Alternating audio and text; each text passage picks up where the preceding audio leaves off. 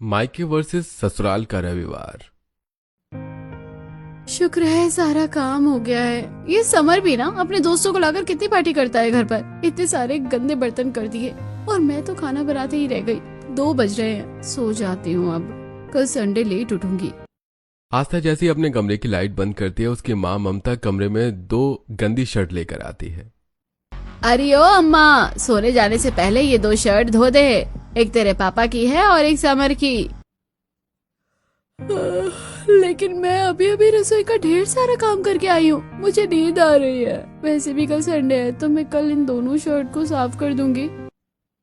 Sunday है तो Sunday को घर में और भी काम होते हैं। चुपचाप से ये शर्ट अभी साफ करके सो। मैं अपनी नींद खराब करके तुझे ये काम बताने आई हूँ, कल और भी काम है। ठीक है माँ, करती हूँ। ममता आराम से सोने चली जाती है और उसकी बेटी रात के 2 बजे भी बाथरूम में कपड़े धोती है। आंखों में इतनी नींद होती है कि कपड़े धोते धोते झपकी आने लगती है। हो, बस धुल गए, अब जल्दी से सुखाकर सो जाती हूँ।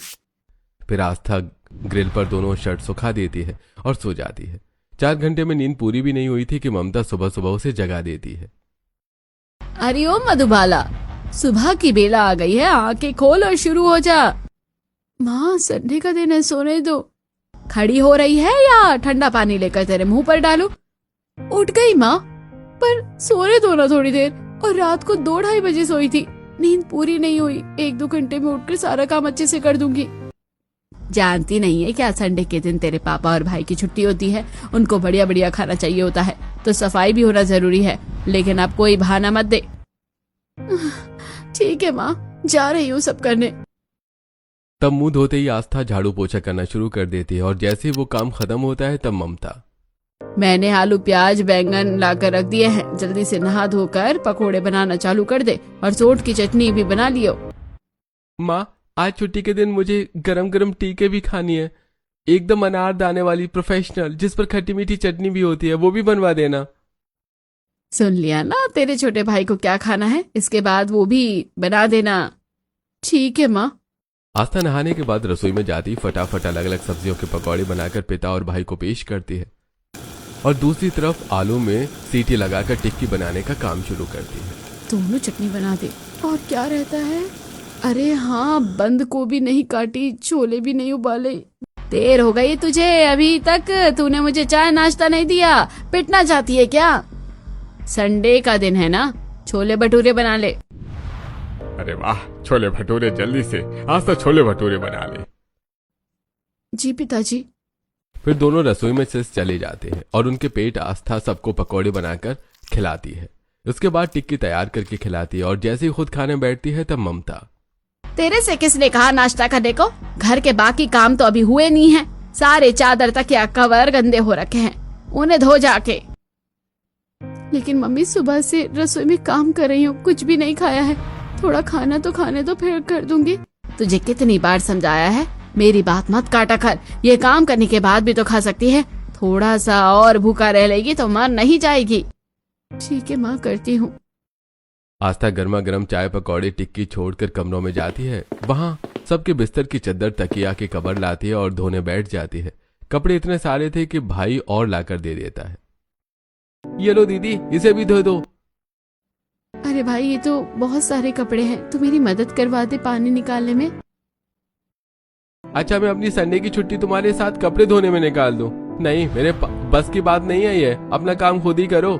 स्टाइल जो बताए आपकी पहचान, हर मौके के लिए खास कलेक्शन तैयार। अपनी वार्डरोब को दें नया अंदाज। चाहे हो त्योहार की रौनक, ऑफिस की एलिगेंस या फिर किसी खास दिन की सेलिब्रेशन, हर लुक के लिए मिलेगा perfect outfit. Trendy designs, premium fabrics और ऐसे रंग जो आपके कॉन्फिडेंस को करें और भी हाईलाइट।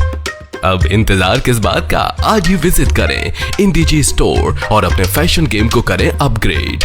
वेबसाइट विजिट करने के लिए डिस्क्रिप्शन में दिए गए लिंक पर अभी क्लिक करें और अपना फेवरेट लुक आज ही चुनें। हाँ, तो सुबह से उठकर संडे के दिन भी सारा काम करने का ठेका मैंने ही ले रखा है।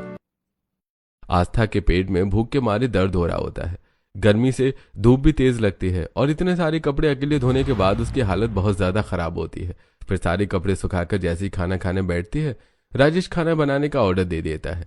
तब छुपकर वो 2-4 पकौड़े खा लेती है, फिर छोले को छोंक कर भटूरे सेकने लगती है। वहीं राजेश जोर जोर से हंसकर अपने दोस्तों से बात करते हैं। अरे यार सुनील, तुझे मैं कमलेश की बात बताना तो भूल गया। अरे याद है स्कूल में जब कॉपी में 0 अंडा मिला था तो अपनी मम्मी को 1 लगाकर उसे 0 को 10 बना दिया और कॉपी दिख रही, लेकिन उसने ये नहीं देखा कि बीच में सारा क्रॉस हो रखा है।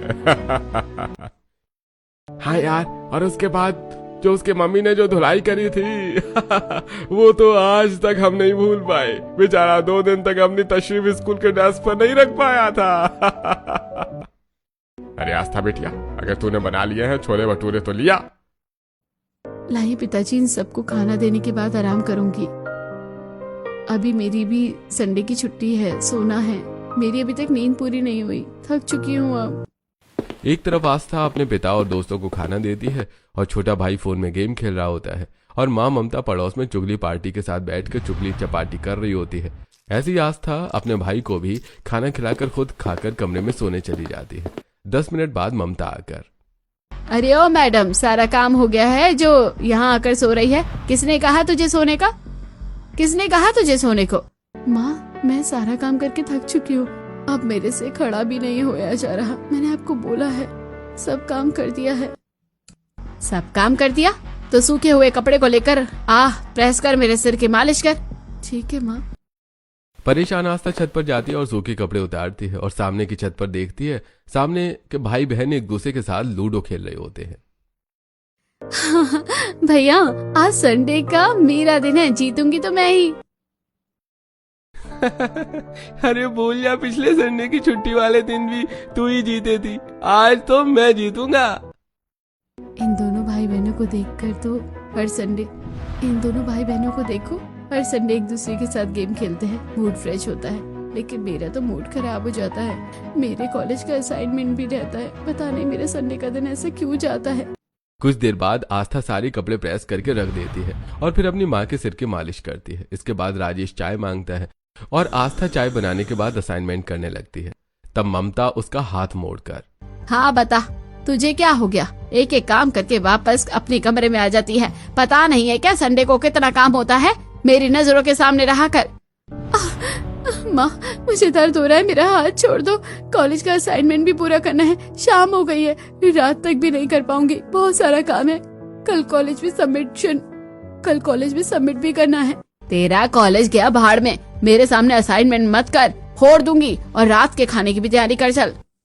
ममता वहां से अपने कमरे में जाकर लेट जाती है और आस्था रोने लगती है।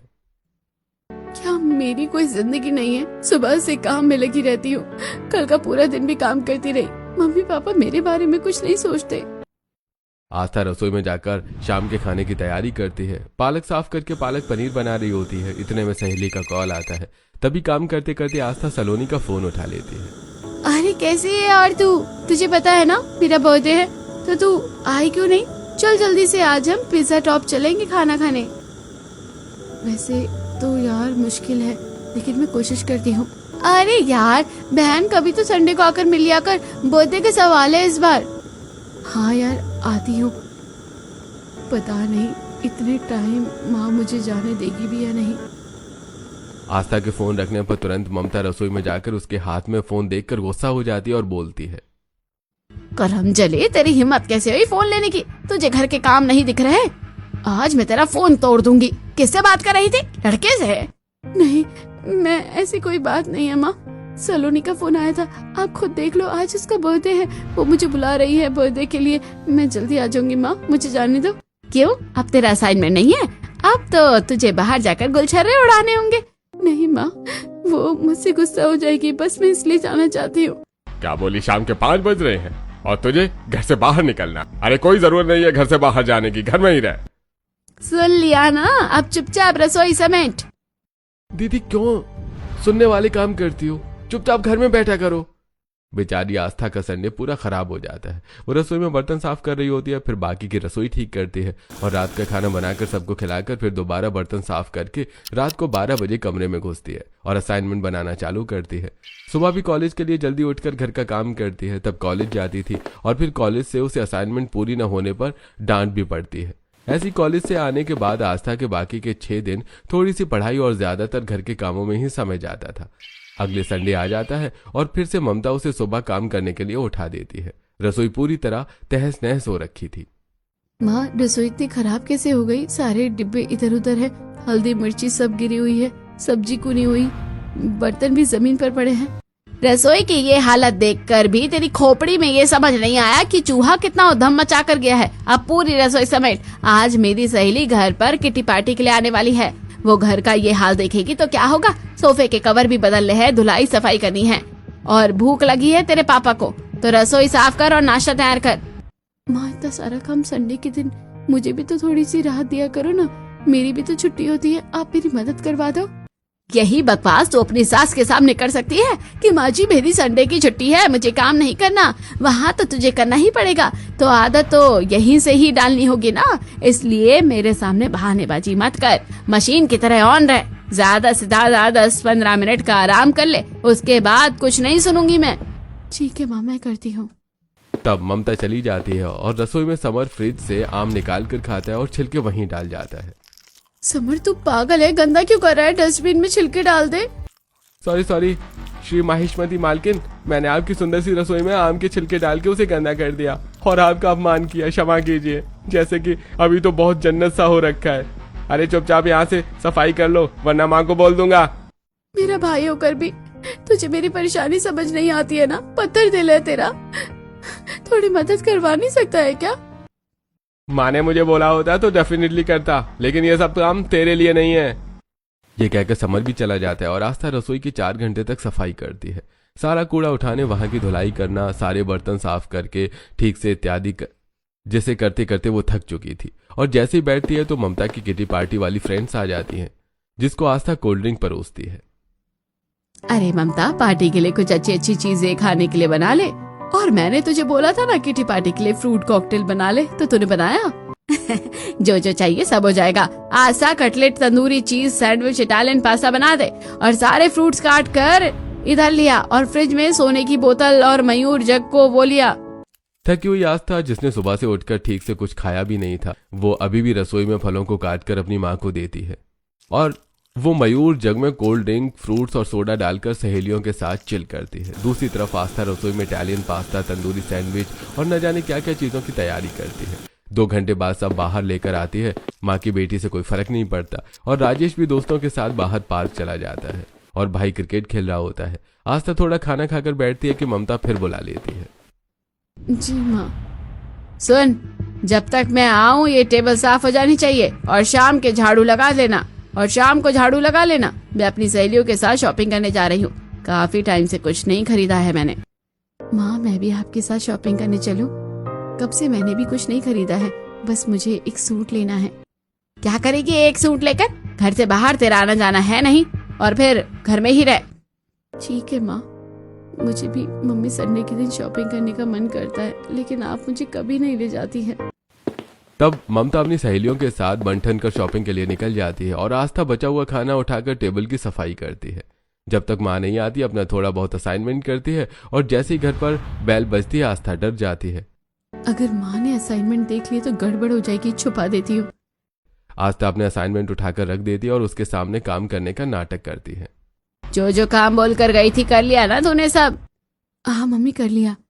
ठीक है, 1 कप अदरक वाली चाय बना दे मेरे लिए। व्यवस्था अपनी माँ को चाय बनाकर देती। इतने में बाप बेटे भी घर आ जाते हैं और फिर आस्था रात का खाना बनाने लग जाती है। इसी में उसका संडे गुजर जाता है। ऐसे ही 1 हफ्ते बाद तीसरा संडे आता है। ममता हमेशा की तरह उसे जल्दी उठा देती है और वो घर की साफ सफाई करने लगती है। बाथरूम की टाइल इतनी चिकनी हो गई थी कि आस्था को सुबह सुबह ही चोट लग जाती है और वो जोर से चीखती है। माँ, मुझे चोट लग गई। तब सब बाथरूम में आकर, अरे तेरे से ध्यान से काम नहीं होता है क्या? सुबह सुबह संडे के दिन 1000 काम होते हैं और तूने अपना घुटना फुड़वा लिया। मम्मी, बहुत दर्द हो रहा है, हाथ में भी लग गई। मैं तो वो वाला बाप हूँ जिसको और लगती है तो और मारता है। 5 साल की बच्ची की तरह रोकर मत देखा। वही तो, अपनी चोट को भूल जा, घर के सारे काम कर। और बाथरूम की चिकनी टाइल की वजह से ही गिरी है, तो इस टाइल को भी साफ कर। लेकिन माँ, मुझसे कैसे होगा? हो जाएगा, मैं बोल रही हूँ ना। ससुराल में होगी तो वहाँ बहानेबाजी नहीं चलेगी, चाहे तेरे हाथ टूटे। काम तो करना पड़ेगा, इसलिए यहीं से तुझे मजबूत बना रही हूँ। मजबूती के नाम पर आपने अपनी बेटी को घर की नौकरानी बना दिया, जिसे संडे का सुख कभी नहीं मिला।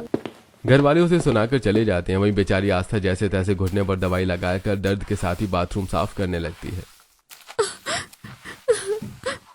बहुत दर्द हो रहा है, चला भी नहीं जा रहा, लेकिन मम्मी पापा ने कहा है करना तो पड़ेगा ही। कभी कभी ऐसा लगता है जैसे मम्मी पापा मुझे कचरे से उठा कर लाए थे और बिल्कुल प्यार नहीं करते। समर को तो कितना प्यार करते हैं, फिर मेरे साथ ही भेदभाव क्यों। टाइल साफ करने के बाद आस्था छत की धुलाई, सेकंड फ्लोर के जाले हटाती है। पूरा दिन आस्था काम करती है तो रात को सोने में भी तकलीफ होती है। हे भगवान, मेरा संडे इतना खराब क्यों जाता है। अब तो सोने में भी बदन में दर्द होने लगा है। किस करवट पर सोऊं, दवाई भी नहीं लाई। आस्था का ये संडे भी दर्द में बीत जाता है। अगले संडे में मंदिर जाती है, तब भी आस्था को अपने साथ नहीं ले जाती है और सारे घर का काम उस पर छोड़ देती है। लेकिन एक हफ्ते बाद जो दोबारा संडे आता है, तब घर के सब लोग उसे छोड़कर घूमने के लिए। माँ, मेरा भी आप सबके साथ बाहर घूमने का मन है, मुझे भी ले चलो ना। तुझे बाहर जाकर क्या करना है? और हाँ दीदी, मुझे मम्मी पापा के साथ घूमना है, उनके साथ में टाइम स्पेंड नहीं कर पाता। घर में भी आप होती हो, बाहर भी रहोगी तो मम्मी पापा गुस्से में रहेंगे। ठीक है, मैं नहीं जा रही, मैं घर पर ही रहूंगी।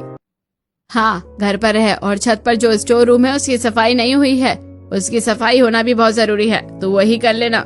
ठीक है माँ। चलो चलो मम्मी पापा, बाहर कैब ड्राइवर आ गया है, हम घूमने चलें।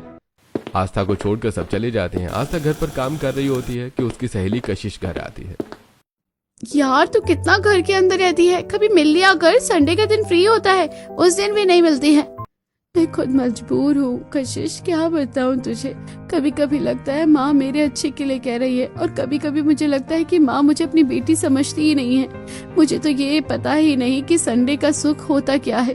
डर लगता है कहीं मायके की तरह ही ससुराल न मिल जाए। तू चिंता मत कर, जिनका मायका ठीक नहीं होता ना, उनका ससुराल अच्छा निकलता है, और ससुराल में तुझे बहुत खुशियाँ मिलेगी। अच्छा सोच, अच्छा ही होगा। उम्मीद तो यही है यार। बहुत बुरा लगता है, संडे के दिन कहीं बाहर नहीं जा पाती, बस इस चार दीवारी में नौकर की तरह सफाई करती रहती हूँ। तू सब्र रख, सब अच्छा होगा। ये सुनकर आस्था अपनी सहेली के गले लग जाती है। कुछ देर उसके साथ बातें करती और फिर चली जाती है। वहीं दूसरी तरफ राजेश, समर और ममता रेस्टोरेंट में बैठे होते हैं और दूसरी टेबल पर जगदीश, कोकिला, गोपाल और श्यामलाल के साथ खाना खा रहे होते हैं। वैसे तुमने रेस्टोरेंट अच्छा सजेस्ट किया है श्यामलाल, लेकिन अब मेरे बेटे गोपाल के लिए एक बहू भी अच्छी सी सजेस्ट कर दो तो सही रहेगा। हाँ श्यामलाल जी, मुझे अपने घर के लिए बहुत संस्कारी और प्यारी बहू चाहिए। आप चिंता मत कीजिए, मैं गोपाल बेटे के लिए जल्दी एक अच्छी लड़की ढूंढ दूंगा। अरे राजेश, आप यहाँ? अरे मैं श्यामलाल, पहचाना मुझे? अरे श्यामलाल, तू अचानक इतने सालों बाद कैसे? तो ठीक तो है? स्कूल में जब था इतना मोटा था और अब पतला हो गया। अरे वही वक्त बदल गया तो शरीर खान पान भी तो बदलेगा ना, इसलिए पतला हो गया हूँ। अब ये सब छोड़, तेरी भी एक बेटी है ना? जगदीश जी भी मेरे दोस्त हैं, इन्हें अपने घर के लिए एक अच्छी घर की लड़की चाहिए, और तुम्हारी बेटी आस्था की तो शादी नहीं हुई है। अगर आप दोनों पार्टियों को ऐतराज ना हो तो रिश्ता तय कर दीजिए। अरे समर बेटा, तेरे पास अपनी बहन की फोटो है तो दिखा देना। हाँ अंकल, ये देखिए, बहुत अच्छी है मेरी दीदी घर का काम करने में। अभी भी हमारे साथ बाहर इसलिए नहीं आई ताकि घर संभाले। अरे वाह, लड़की तो सच में बहुत सुंदर है। क्या कहते हो गोपाल? जैसा आप सबको ठीक लगे, मैं भी उसी में राजी हूँ। अगर आप सबको सही लगता है तो कल हमारे घर पर आ जाइए। श्यामलाल, तो इन्हें लेकर आ जा। हाँ हाँ, क्यों नहीं। और फिर साथ बैठकर वो सारी बातें करते हैं। अगले दिन लड़के वाले लड़की के घर आते हैं।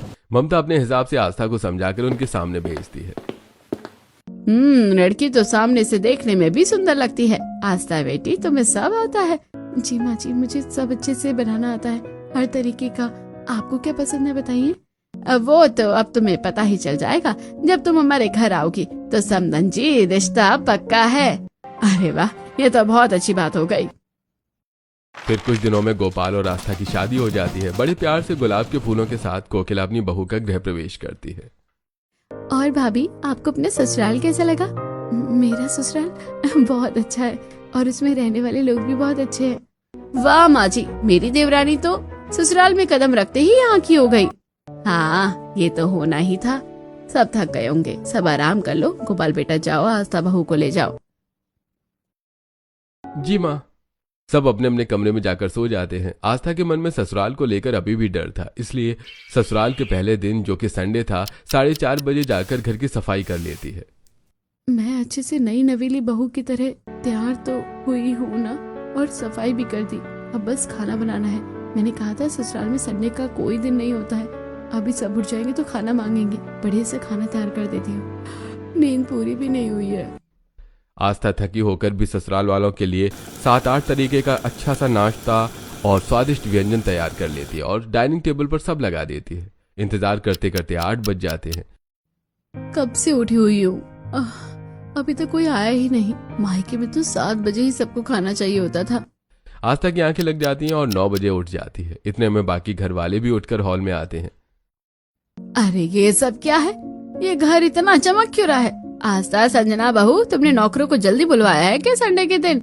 नहीं माँ जी, मैं तो खुद अभी सोकर उठ कर आई हूँ। आस्था, तुमने देखा क्या 2 नौकरों को? वो जेठानी जी, माँ जी, ये सफाई और खाना बनाने का काम मैंने किया है। नौकर तो कोई था ही नहीं। मैं बहुत देर से आप सबका मैंने सारा खाना 7 बजे ही तैयार कर लिया था। क्या 7 बजे? लेकिन इतनी तकलीफ क्यों बहू? संडे के दिन हमारे घर पर सब 9 बजे तक ही उठते हैं, इसलिए नौकर को भी नहीं बुलाते। नौकरों की भी तो अपनी कोई जिंदगी होती है ना, इसलिए वो 12 बजे तक आते हैं। तुझे भी आराम करना चाहिए था, क्योंकि आज के दिन हम सब बाहर से खाना खाते हैं। हाँ बहू। सॉरी माँ जी, मुझे पता नहीं था। देख बहू, तुझे घर के काम काज करने की टेंशन लेने की कोई जरूरत नहीं है, और संडे को आराम से सो। तुझे यहाँ कोई कुछ नहीं बोलेगा। और अभी तो हम ये खाना खा लेंगे, लेकिन रात को हम सब बाहर डिनर पर चलेंगे। अरे वाह, सब लोग लेट उठते हैं, इसका मतलब मैं भी आपसे लेट उठूंगी। और ये संडे के दिन काम भी नहीं करवाते। यकीन नहीं हो रहा कि मैं कैसे ससुराल आ गई हूँ। सब लोग नहाने के बाद आस्था के बनाए हाथ का खाना खाते हैं। वाह भाभी, बहुत मस्त खाना बनाया आपने। सच में तुमने अपनी जेठानी से भी अच्छा खाना बनाया है पहली रसोई का। सुन लिया देवरानी जी? शुक्रिया आप सभी का। सब आस्था को प्यारा प्यारा गिफ्ट देते हैं और सबके झूठे बर्तन वो उठाने वाली होती है कि अरे नहीं बहू, घर की लक्ष्मी झूठे बर्तन नहीं उठाती। तुम भी खाना खा लो और आराम करो। कब से हमारे लिए उठकर तुम ये सब कर रही थी। शुक्रिया पापा जी। घर के नौकर रसोई साफ करते हैं और आस्था मजे से एसी वाले कमरे में आराम करती है। सच में यकीन नहीं हो रहा, अगर इस घर का पहला दिन और पहला संडे ऐसे है तो ना जाने आगे के संडे कितने मजेदार होंगे। मेरे ससुराल में तो मैं बहुत एक्साइटेड हूँ। शाम को ब्लू कलर के ग्लिटर साड़ी में आस्था तैयार हो जाती है और अपने ससुराल वालों के साथ 5 स्टार होटल में बाहर डिनर करके आती है। ऐसे ही ससुराल में 1 हफ्ता गुजर जाता है। दूसरा संडे आस्था आराम से लेट उठती है। फिर 10 बजे नौकर ब्रेकफास्ट लगा देता है। तब जगदीश, अरे भाई चलो जल्दी से नाश्ता कर लो। आज तो तुम्हें पता ही है संडे है तो पिकनिक पर घूमने चलेंगे। बहू को भी अच्छा लगेगा। ये आ गया हमारा मस्ती टाइम। माँ जी, जेठानी जी, हम सच में बाहर पिकनिक पर जा रहे हैं। मुझे तो यकीन नहीं हो रहा। ऐसे खुश हो रही है जैसे तूने संडे का दिन कभी खुशी खुशी बिताया ही ना हो। खैर, ये तो सच बात है माँ जी। खैर छोड़िए, क्या तैयारी करनी है आप बता दीजिए। तुम्हें कुछ नहीं करना, बाहर वैनिटी वैन में बैठ जाओ। चलो सब रेडी है। इतने में सब लोग लग्जरी वैनिटी वैन में बैठकर एक पिकनिक स्पॉट पर आ जाते हैं, जहां आसपास फाउंटेन होता है, तालाब में बत्तख और मछलियां तैर रही होती हैं। सुंदर सा नजारा होता है और वहां पर चद्दर बिछाकर सब खाने का सामान निकाल देते हैं। खाना खाने के बाद बैडमिंटन खेलते हैं। वाह, ऐसे कितना मजा आ रहा है गोपाल जी। आपको तो आउट कर दूंगी। ये आउट हो गए। चल बहू, मेरे साथ अब खेल। फिर सास बहू बैडमिंटन खेलती हैं तो आस्था कोकिला को हरा देती है। तब सब हंसने लगते हैं। माँ देखो, भाभी हम सबके साथ। हाँ ये तो है। खेलने के बाद आस्था सबके लिए पनीर टिक्का बनाती है। जब तक उसकी तबीयत खराब हो जाती है तो कोकिला, ओहो बहू, तुझे ठंड लग गई है और तूने ठंडी कोल्ड ड्रिंक भी पी। संजना बहू, अभी से गर्म सूप और गर्म पानी ही ले लेना। चलो बहू, तुम वैनिटी वैन में आराम करो और देर तक सोना। जल्दी उठने की काम की फिक्र मत करना। लेकिन माँ जी। लेकिन कुछ नहीं बहू, आराम ज्यादा जरूरी है। उसी वक्त सब लोग घर पहुंच जाते हैं। हर आधे घंटे में घर का सदस्य उसे कुछ न कुछ खिलाने और तबीयत पूछने आता है। ये देखकर आस्था की आंखों में आंसू आ जाते हैं। यकीन नहीं होता वो भी दिन था जब मेरे पाँव में इतनी चोट लगी रहती थी। मम्मी क्या पापा तक ने एक बार मेरे बारे में नहीं पूछा था, ना दवाई दिलाई, और यहाँ सिर्फ थोड़ा सा कोल्ड हो जाने पर सब मेरा ख्याल रख रहे हैं। कशिश ने सही कहा था, मायका बेकार सही लेकिन ससुराल बहुत अच्छा मिला है। क्या सोच के दुखी हो रही हो? देखो ये सूप तो पीना पड़ेगा, चिंता मत करो, उसके बाद मैं तुम्हें मैगी खिलाऊंगा। इस तरह घर के सभी लोग बहू का ख्याल रखते हैं और वो ठीक हो जाती है।